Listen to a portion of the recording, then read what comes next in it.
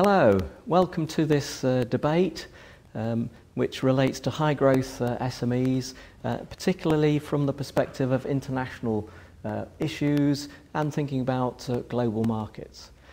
My name is Francis Chittenden. I'm a council member of ACCA, and we've got with us today a really great panel of experts to discuss this issue. I know I'm going to learn a lot, and I hope that you will too. Let me introduce our participants first of all. Rebecca Harding. Rebecca is a well-known economist in the UK, was involved for very many years with the GEM studies that look at entrepreneurship rates around the world, and more recently has established her own economics consultancy called Delta Economics, very well established firm now, and they do a lot of work looking at global markets and trends, economic trends. So it's great to have you here, Rebecca. Thank you. And Rebecca can talk obviously from the point of view of both an economics expert but also somebody who's founded their own successful and growing business. Then we have Robert Blackburn, Professor Robert Blackburn.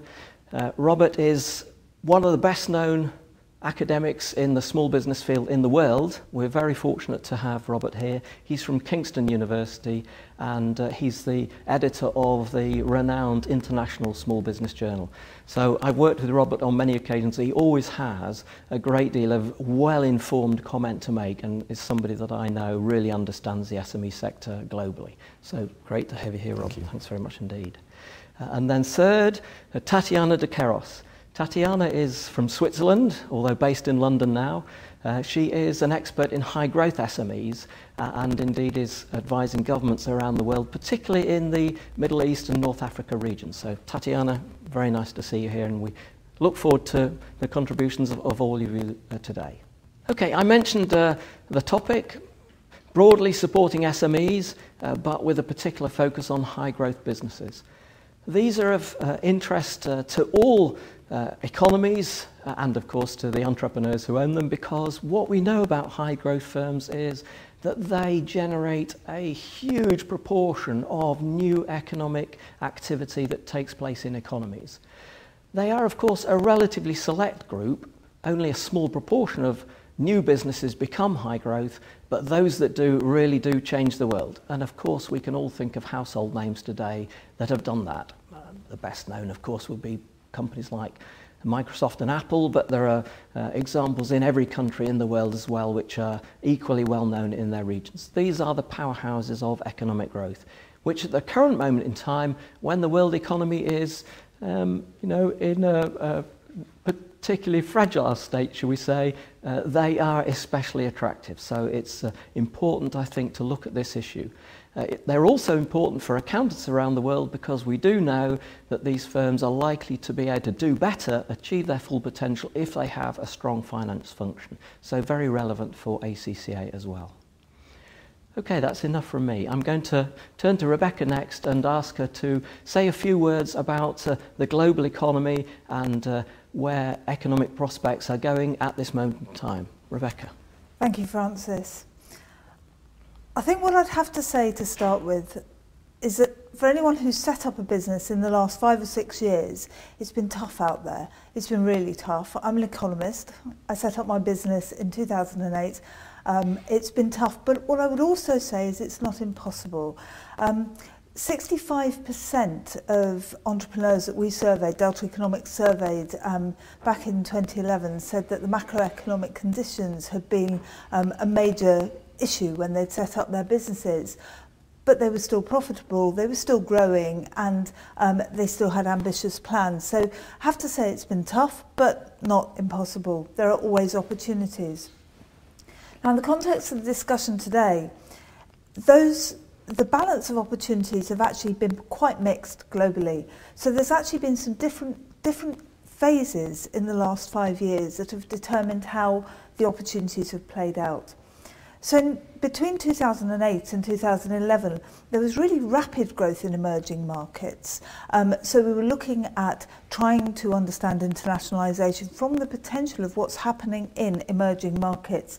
And it put paid, or it seemed to put paid to the idea that the South, and emerging markets in the southern hemisphere were dependent on the north, because there seemed to be a lot of trade going on between, China and Brazil and so on, and this was expanding very, very quickly.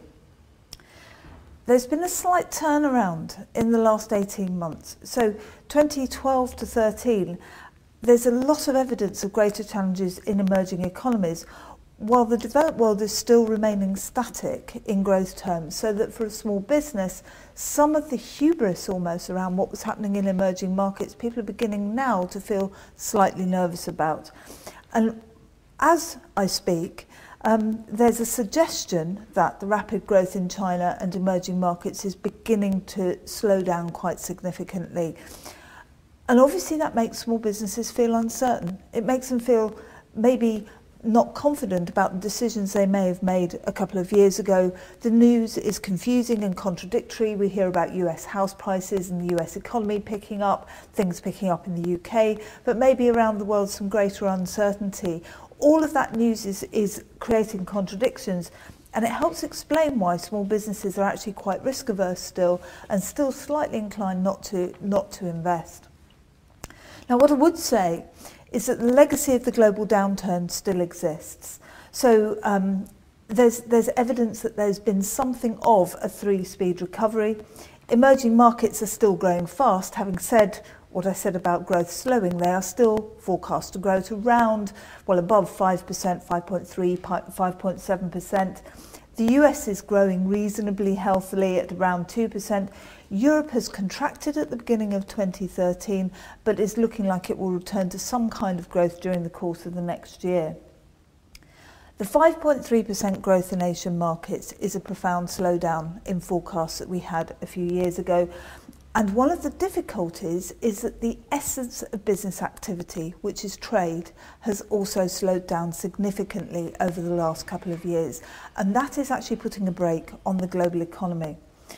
So the world economy in trade terms only grew by 2%. So total trade around the world only grew by 2% in 2012. At the beginning of 2012, the World Trade Organization was forecasting growth of nearly 6%. And it had to ramp down its forecast. Delta Economics was forecasting 2% pretty much through the year, I have to say. It turned out that our forecast was accurate, which is very nice, but also not very nice for the global economy, because it means that demand isn't as strong, particularly in emerging markets. Against that backdrop, the other big legacy of the financial crisis is finance. Again, in the developed world, you're beginning to see some credit easing going on. You're beginning to see a few people sticking their head above the parapet just to see if they can start to get finance, but it is still tough out there. And the other important thing is that all the things that drive business and trade, markets, foreign direct investment, all of GDP forecasts, all of those types of things are still quite volatile. So it's still creating a lot of uncertainty out there. But there are opportunities. Now, I want to quote the former chairman, chief executive of British Telecom, Ben Verweyen. What he said was, it takes a dog, a chair and a computer to work in the global economy. The dog to wake you up, the chair to sit down on, and the computer to log you into the world of work. Now, he obviously didn't have my dog, because my dog does not wake you up in the morning, would not bark at a burglar if it came through, but nevertheless he has a point. The world has become more global. You're working in a market where actually setting up and running a business is quite cheap. It's quite an easy thing to do. Growing it is an expensive thing to do. And that is something that I think, again, makes entrepreneurs quite risk averse, because they have to put so much money in themselves.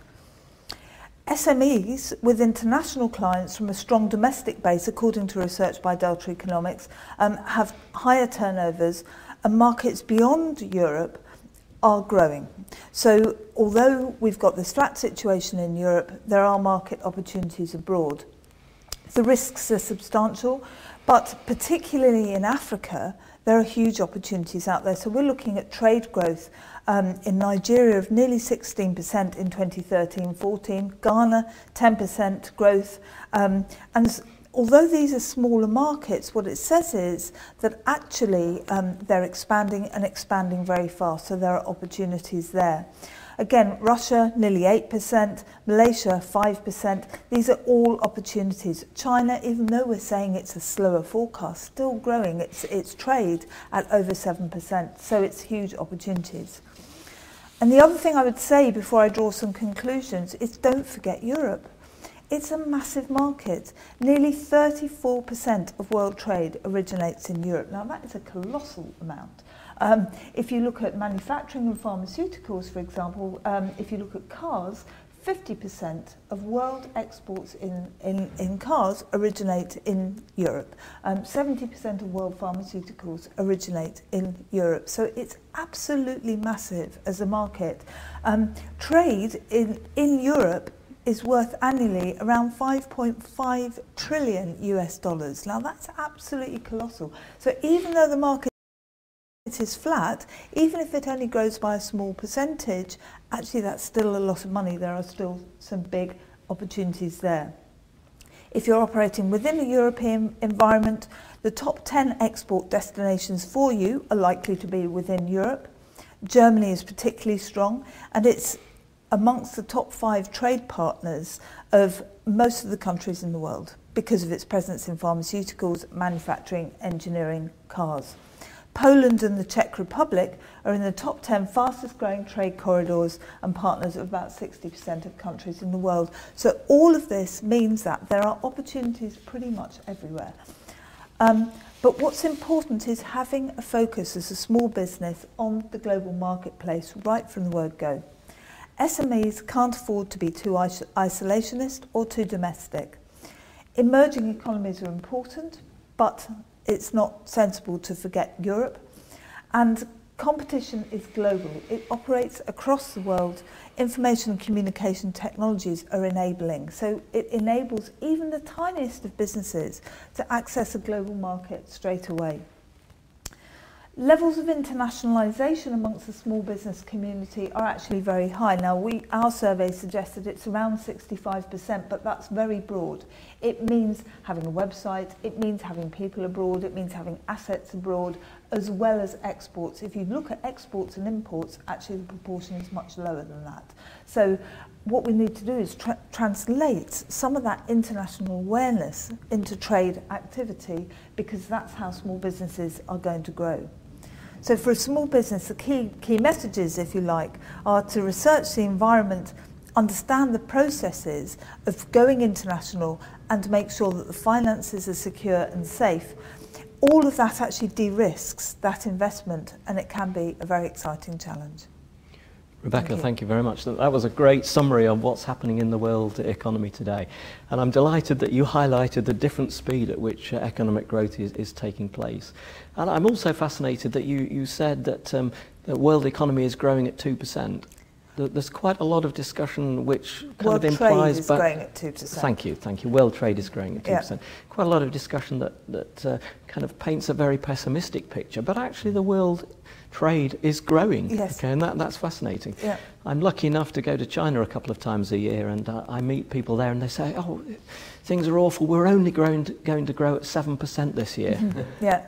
I don't know what 7% growth is. I've never experienced it. I was going to say, I mean, we would say wonderful if we had 1% growth at the moment. So it's very much a relative term. Yeah, exactly. Rob, do you want to comment on global trade and the things that Rebecca has said? It was interesting to hear what Rebecca said, particularly saying that it's quite tough times at the moment to start a business. But what the research suggests is that if you start a business during tough economic times and you survive those times, then the rest of the life experience of that business should be relatively easy. Mm-hmm. The businesses that start in recession are increasingly robust and can therefore, they can come through those tough times. And right from day one, they understand they have to survive the resource constraints that they're facing.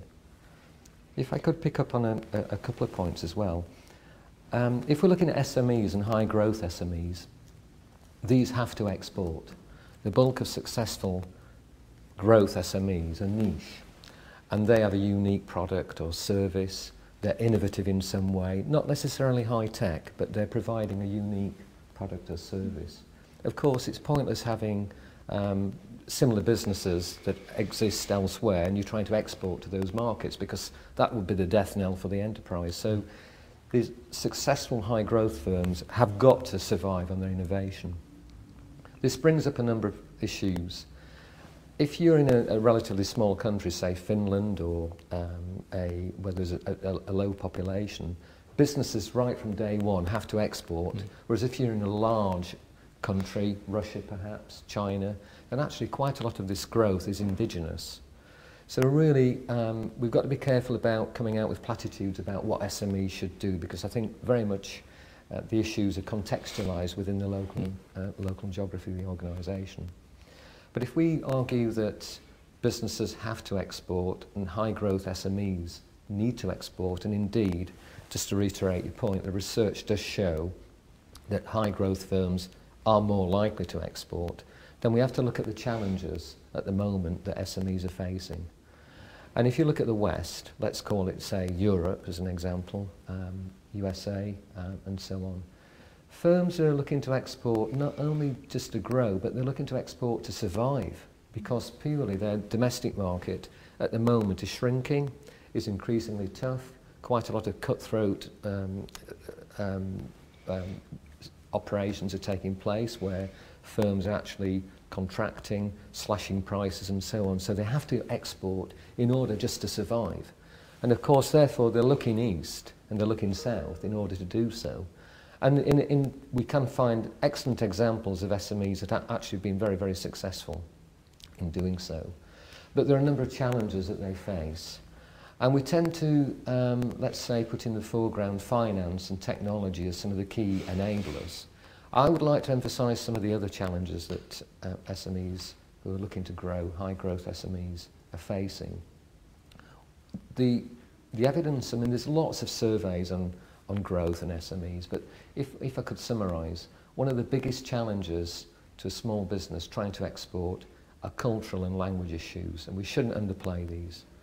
Second one, or maybe the primary one, it depends which survey you look at, because as I said, there's a whole host of surveys, is the need to have let's say, a host organisation, or an organisation within the country that you're looking to export. And I think this is where the network, for example, of accountants, banks, and indeed often government organisations have offices elsewhere. For example, with the UK, it's called UKTI.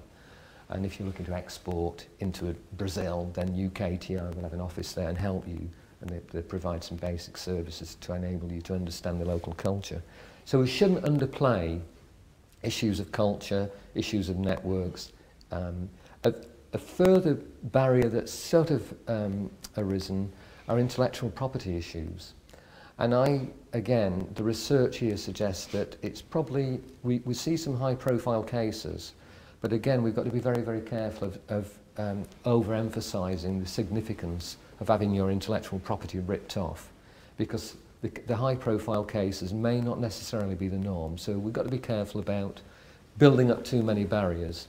And I know in some of the developing economies, China as an example, the Chinese authorities have actually really, let's say, become more rigorous about the copying of imported goods to China. So, you know, in a sense, their legal system is coming up to speed to enable countries like Great Britain, USA, to actually export to China.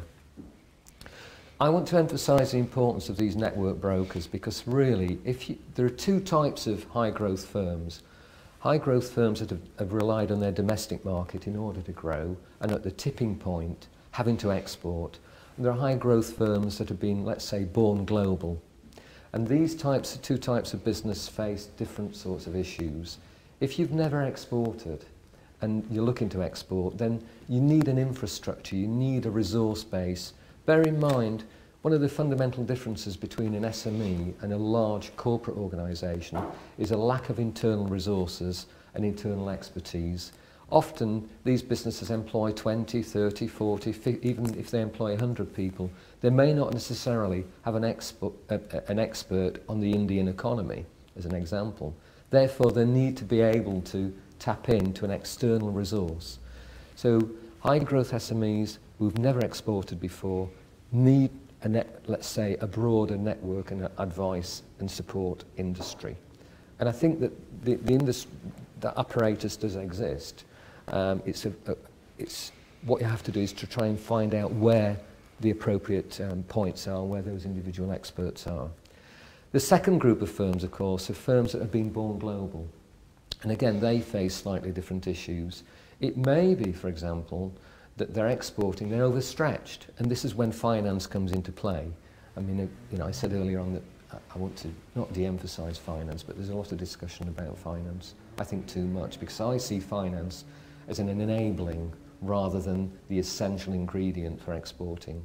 Of course, the big difference between the domestic market and the exporting market during the current economic climate is you are actually going to find all your systems are going to be on maximum revs. You need finance, you need suppliers, you need...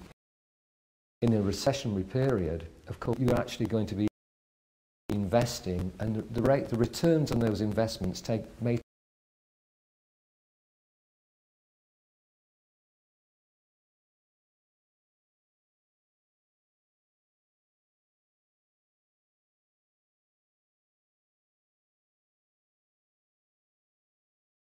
may take a much longer time than if you're just dealing with the local domestic market. So it's a higher risk. There's no doubt about it. Exporting and growing is high risk. And then if you put on top of that a layer of, let's say, a low aggregate demand in the economy, then it's even higher risk. So there's no reason to push SMEs into exporting because it is high risk. We've got to allow the entrepreneurs themselves to realise opportunities and enable them to actually take up those opportunities, drawing upon their networks.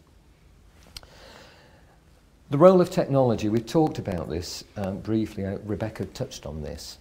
We've got to be careful that technology is, let's say, a silver bullet to help SMEs export. You use the word enabling, and I would agree with you.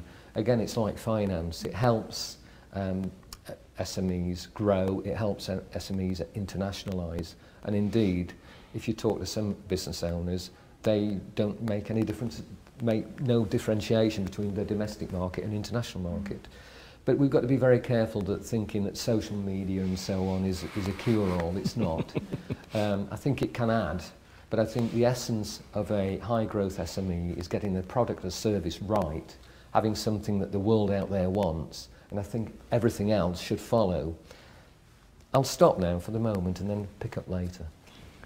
Rob, lots of really interesting points there, so thank you very much indeed. You know, you're highlighting perhaps the difference between those criteria that are essential for success, like having attractive products and services, and those that enable success, like being able to access finance, having sufficient human capital resources, understanding the market you're going into.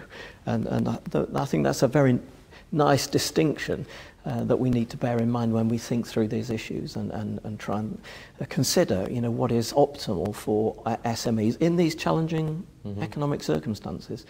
And it's also interesting that where national growth is relatively constrained, as in many of the larger, more established economies, actually that might form a kind of springboard because, you know, we've been able to live off our own markets for a long time. And if we're ambitious, that may not any longer be the case. So perhaps we'll find that there will be a learning process and companies beginning to adapt more and adopting an international perspective. So I think that's really fascinating. Tatiana, do you want to comment from the perspective of knowing about different markets around the world and how each high-growth firms perform? I would like to intervene in understanding actually who are those high-growth firms, because we're talking on one hand about entrepreneurs, on the other hand we're talking about SMEs, and both from a firm level perspective but also from a policy-making perspective and the support organizations who provide, whether it's financial assistance, export services, networks, expert advice. Who are those companies and what do they actually contribute to economic development and to economic growth? Now, here in the UK, between 2002 and 2008, there is approximately 11,000 SMEs who can be categorized as high-growth SMEs, and they contribute to over 54% of employment. So it's a disproportional amount, and the figures are relatively the same in the United States, where you have a top 1% of performing firms who contribute to 40% of all new job creation. So it comes to no wonder that governments, policymakers want to be able to identify those firms, understand in which markets, in which industries they're growing, what types of resources they need, and how can you simultaneously grow your comparative advantage as a country, position yourself globally in a globalized world, and at the same time create employment, which is, at the end of the day, I'm going to use your word, the magic bullet. SMEs are the magic bullet to employment. And on the other hand, you have entrepreneurship, which has slightly become, I think, in recent years, the buzz phrase. And there's a very big difference between starting a business, which is for self-employment, and specifically now when we're in recession, a lot of people and a lot of agencies are categorizing firms as entrepreneurial firms, and actually they're lifestyle, business, leisure, one or two people firms who contribute minimally to economic value and to employment creation. But as part of those new firms, you have what we call gazelle firms. Very fast growing new firms, technically most of the time under 5 years of age, who contribute also disproportionately to employment. In the United States, 1% of those firms contribute to 10% of all new job creation in 2010, according to the Kaufman Foundation. So we need to understand how they grow. It's true that exporting and international orientation is very important, but actually in the case of high growth firms, I would argue to a certain extent that an international orientation, if you're not necessarily traded goods or products, being internationally oriented in both your networks, the manner in which you operate, the vision that you have, and this is part of your ultimate growth motivation that an entrepreneur can capture. If you look at high growth firms in India and Pakistan, for example, specifically in India, 46% of high growth firms are internationally oriented or export.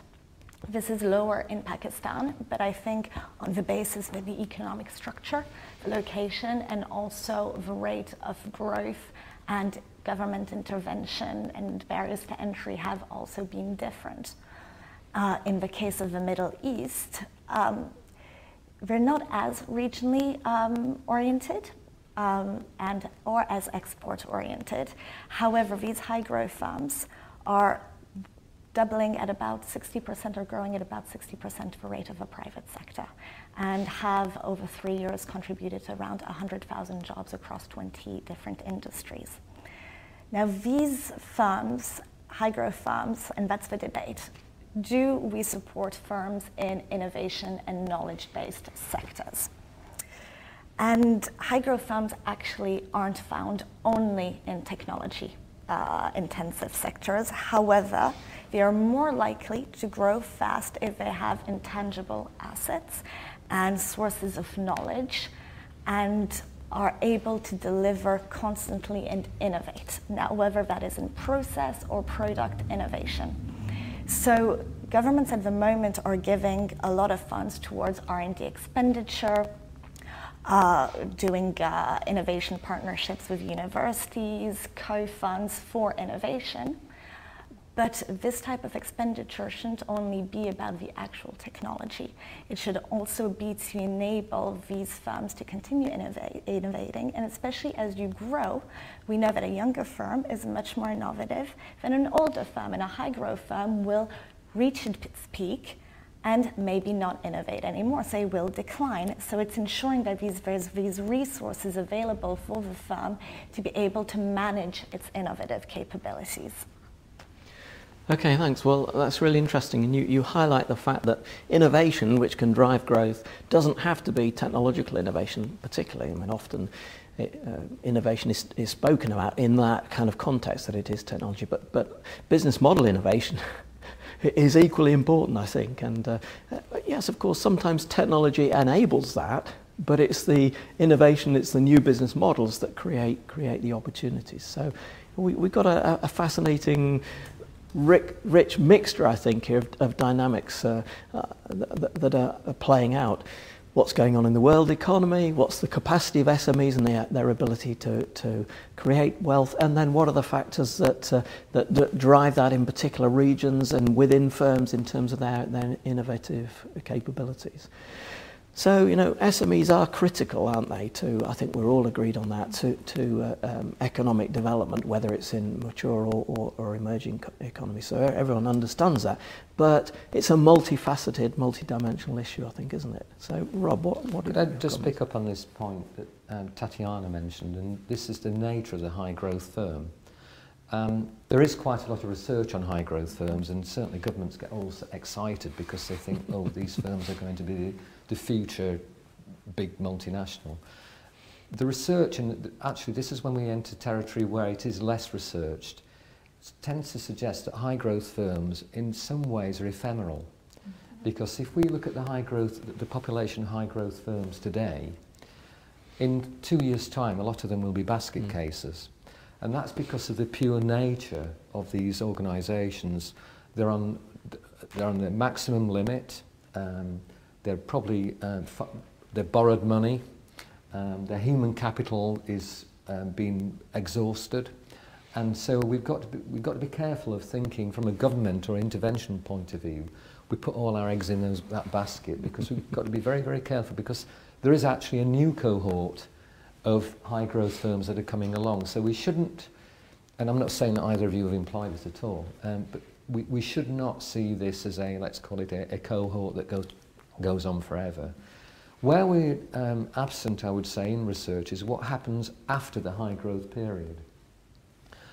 Older research tends to suggest that firms start, mature and die broadly within the paradigm of technology that they started within.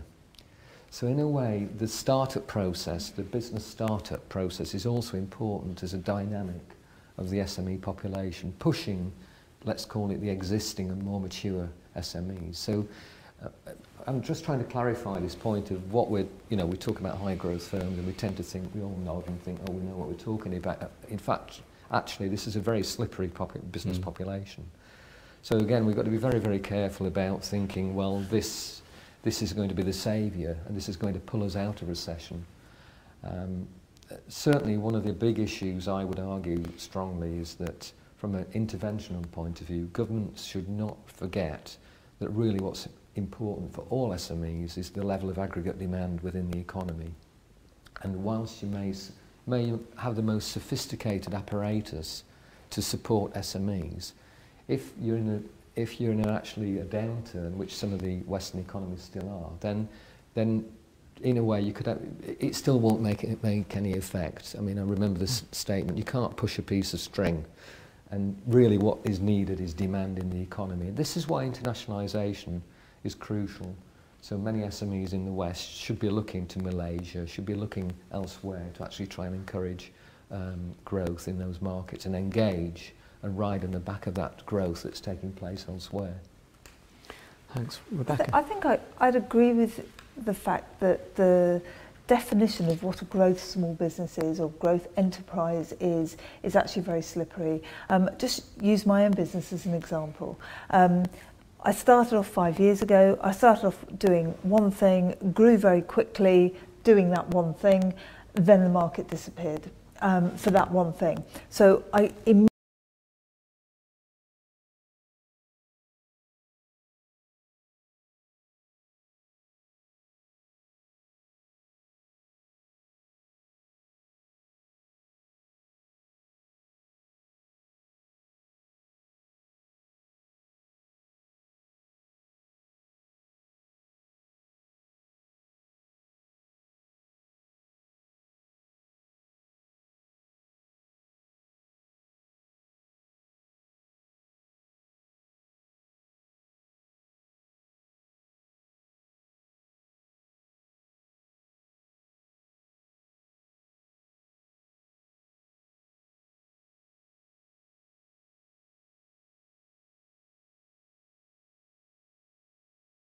Hello, welcome to this debate which relates to high growth SMEs, particularly from the perspective of...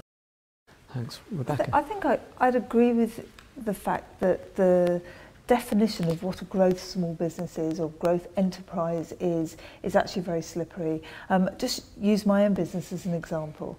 I started off 5 years ago. I started off doing one thing, grew very quickly doing that one thing, then the market disappeared for that one thing. So I immediately had to be very, very quick and innovative actually in responding and going off and doing something else, and building technologies to deliver to a market, which then meant, of course, that my rapid growth flattened, and then it actually went down, and then it started to take off again. And I think what we need to understand is that growth happens at different phases in a business life cycle.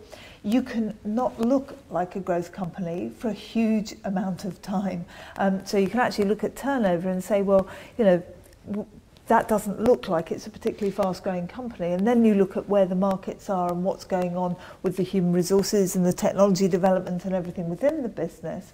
And then actually, yes, it is an international business and it is a growing business. And it's a lot of it is what Tatiana said, which is it's about the aspirations of the entrepreneur themselves, it's about their outlook, it's about where they feel their market is going.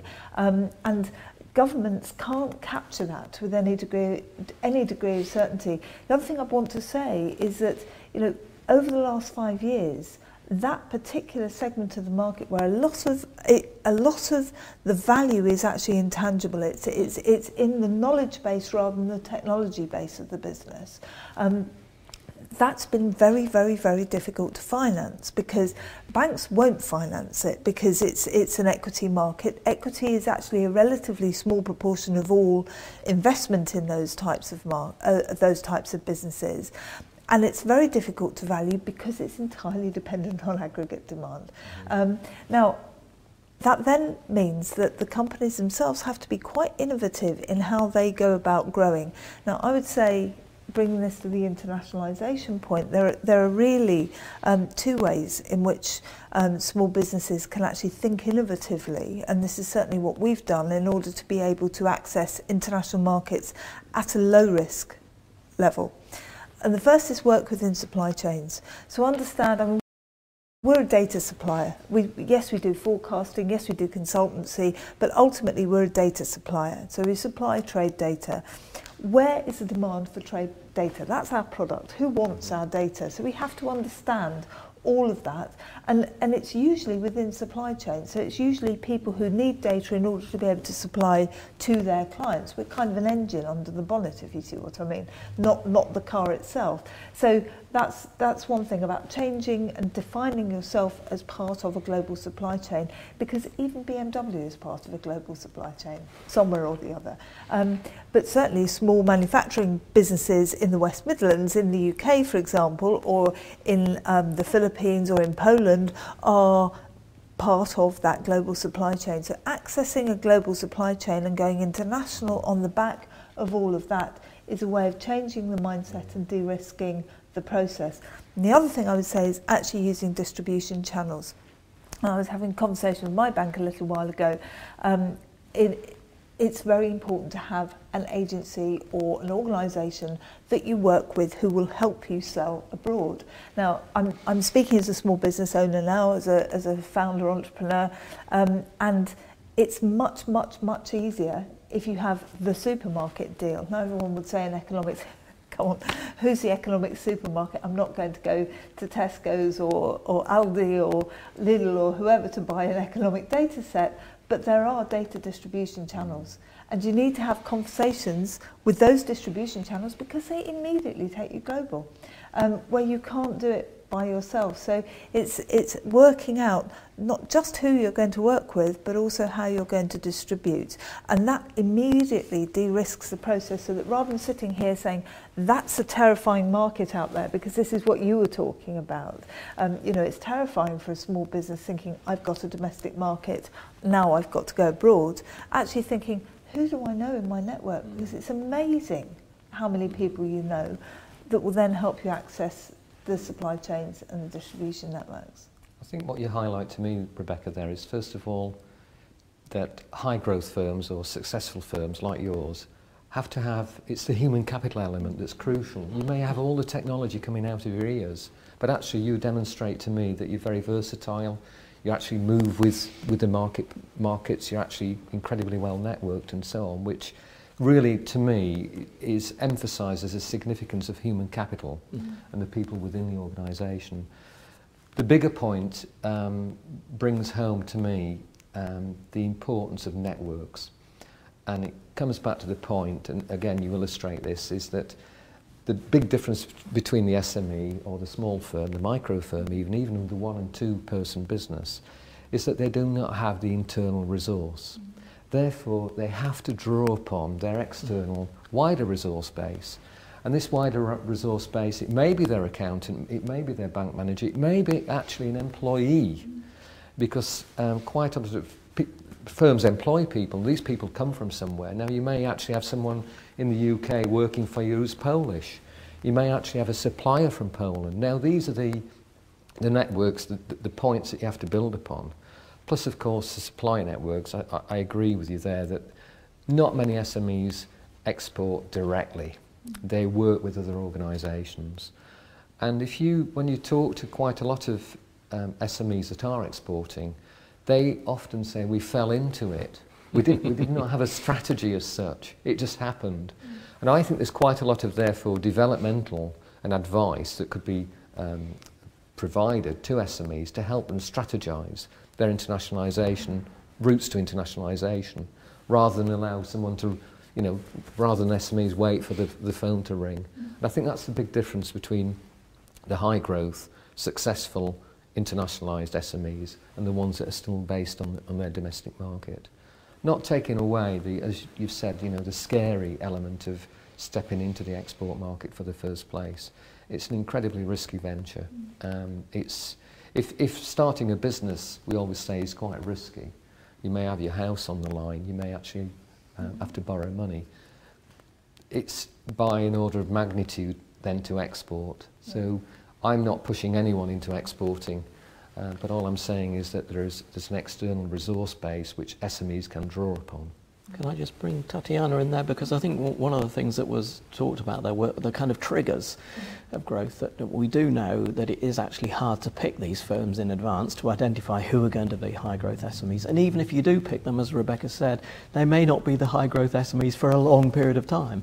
So there are processes and changes going on within firms, and these are often triggers for growth, and then there may be external triggers of growth as well. Tatiana, what do you think? First, I'd like to add on to what Robert was saying about internationalization and supplier networks. But I think we're talking a lot about export markets and the importance of internationalizing, but we also need to remember the importance for an SME to know its local market in terms of who are the firms, the large firms, complementary industries, complementary competitors, necessarily not firms you necessarily compete directly with, but who can add value.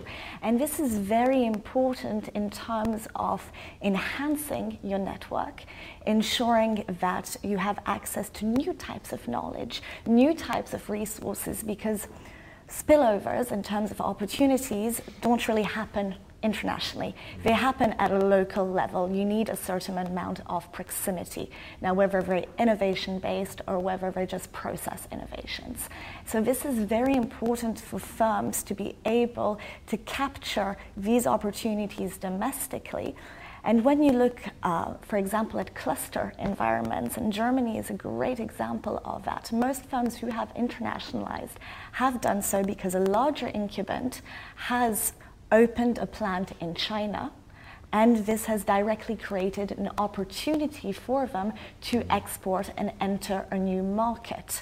So I think the local knowledge, knowing your local resources, knowing your local networks are also extremely important if you want to be able to have a long-term strategy. And this is something which is missing when we're talking about growth triggers. I think most SMEs don't know when they're going to grow. As we discussed before, growth isn't linear. You can't predict when you're supporting startups or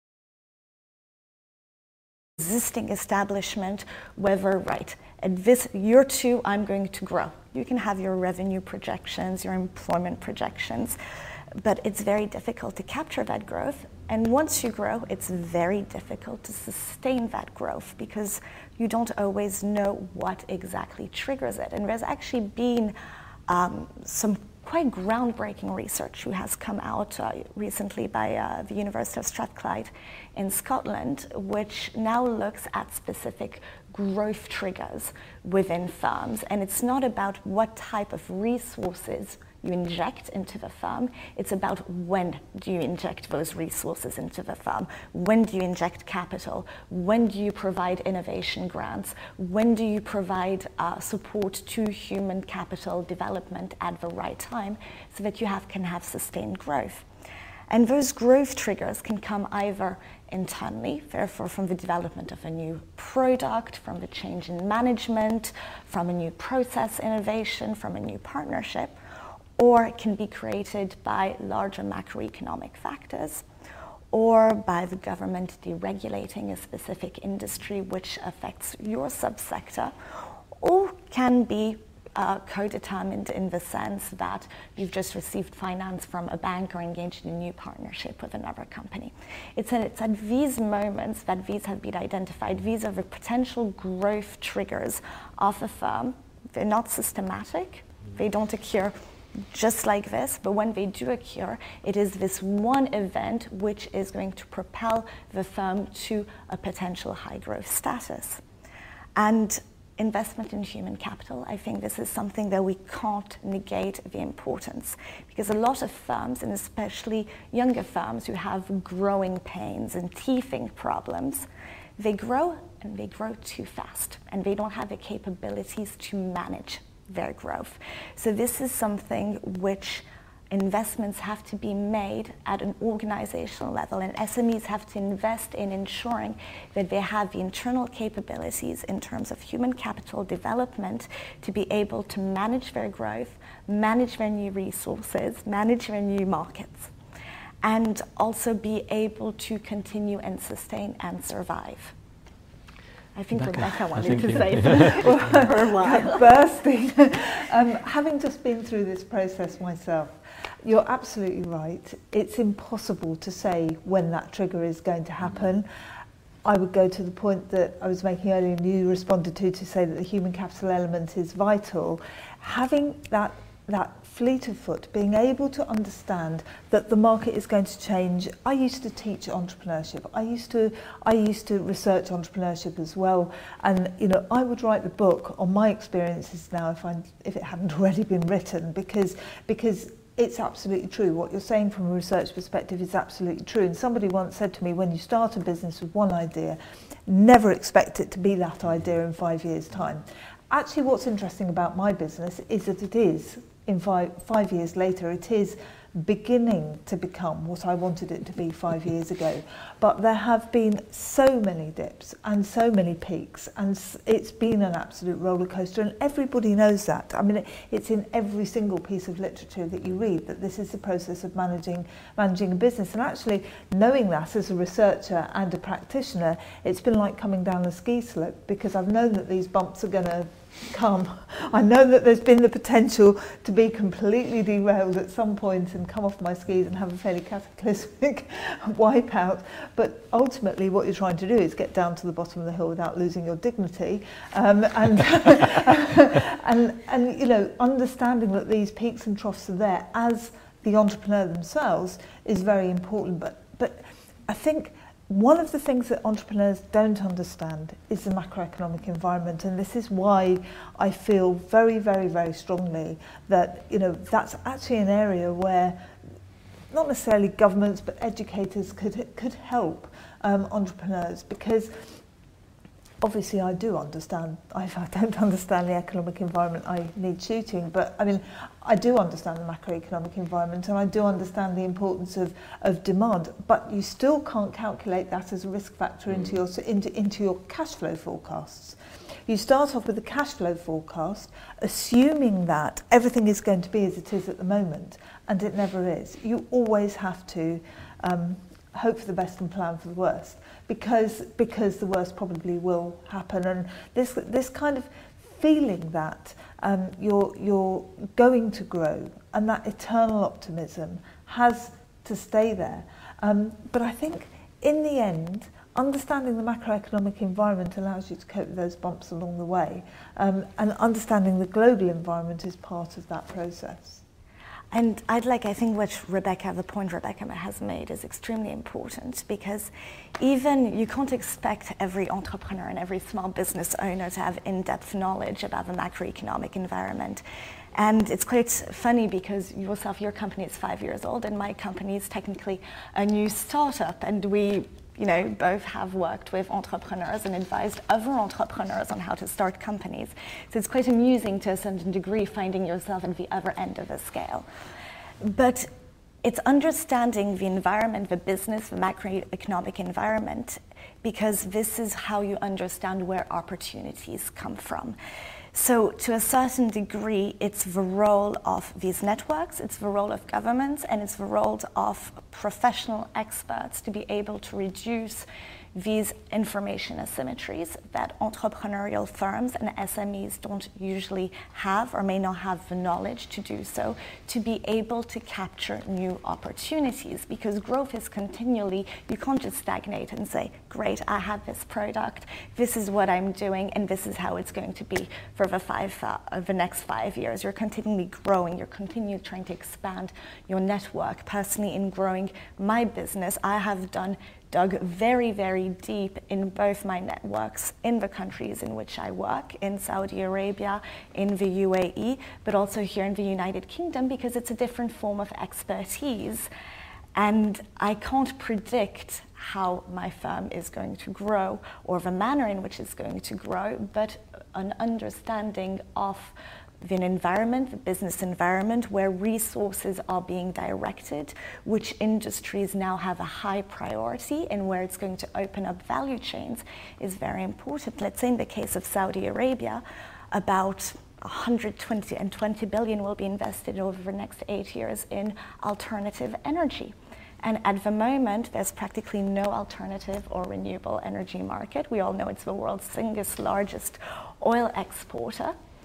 But the government is spearheading that. On one hand, it's now supporting its innovation capabilities with universities, trying to create innovative new spin-offs, but on the other hand, it is informing, and you see in the papers every day, such and such investment is being made in solar energy, this new PV plant is going to be launched, and people are very, very informed that although it doesn't seem like anything is happening, a lot of investments are coming towards that. So a lot of entrepreneurs who may not necessarily be technology entrepreneurs or have specific clean tech ventures can think, well, if we're moving to a renewable energy market, there'll be opportunities for energy efficiency. There'll be opportunities for ICT products which enable to measure this efficiency.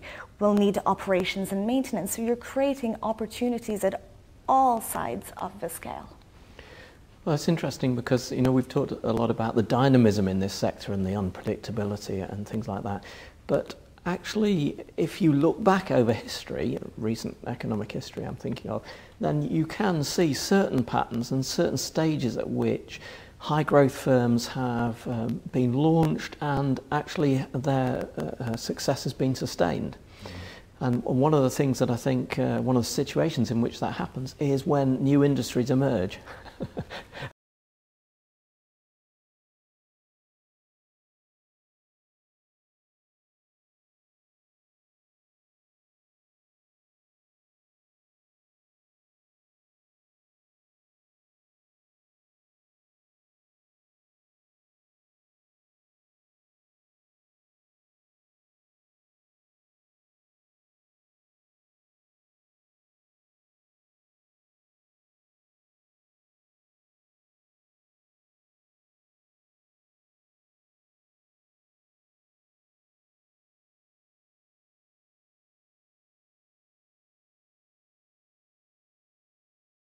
Hello, welcome to this debate. This new PV plan.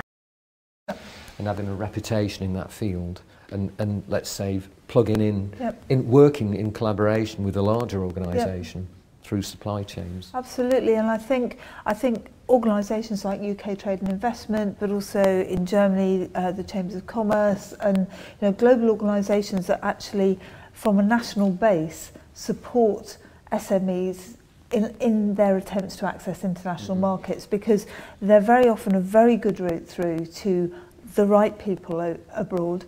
They're often a very good route through to understanding the languages and business cultures operating abroad, but they're also a platform for accessing trade fairs and so on, and networking type opportunities with suppliers into the supply chain, so they do actually have that is actually their focus and their reason for being, if you like, and they do want to help small businesses. So, I mean, sometimes, and I'm sure I'm not unique, sometimes I think I really should go and access all of these places because I know that they're going to be able to help me, and then other things come along and you never do, and then I think, what, the government isn't doing anything, but actually is doing something. It's a question of going out there and finding it. It's and I think that again is something that SMEs have as an issue.